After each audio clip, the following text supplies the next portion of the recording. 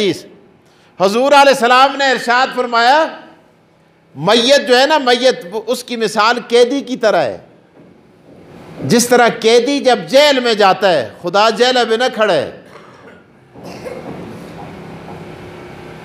कैदी जब जेल में जाता है ना,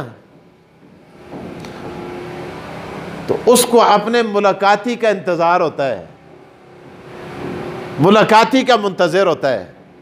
तो ये कब्र में जाने वाला या तो उस डूबने वाले फरियादी की तरह है, या उस कैद होने वाले कैदी की तरह है जो अपने मुलाकाती का इंतजार करता है।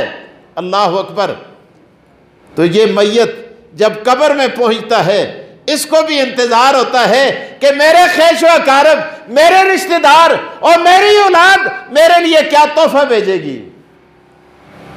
जब आप उसके लिए फातिहा भेजते हैं, आप उसके लिए इसाले सवाब करते हैं, आप उसके लिए सूरह इखलास पढ़ के बख्श देते हैं, तो अल्लाह तबारक व तआला उसको बताते हैं और उसके दर्जात को वहाँ बुलंद किया जाता है।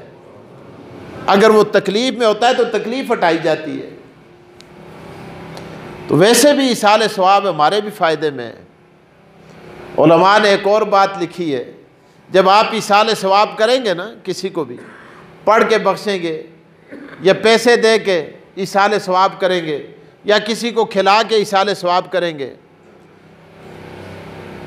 तो वो दो हाल से खाली नहीं। जिसको भी आप बख्शते हैं ना, उसको बताया जाता है, सुनाया जाता है, वो कहता है अल्लाह मेरा अजाब तकलीफ़ क्यों हटी।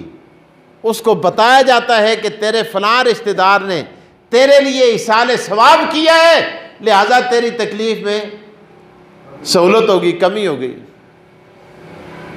फिर भी वो उसके लिए दुआ भेजता है।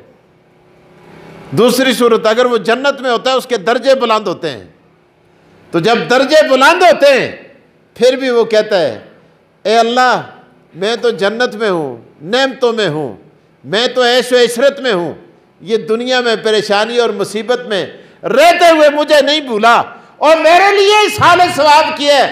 अल्लाह तू उसकी मुश्किलों को भी हल कर दे। वो जनता में तुस वास्ते दुआ कर दे।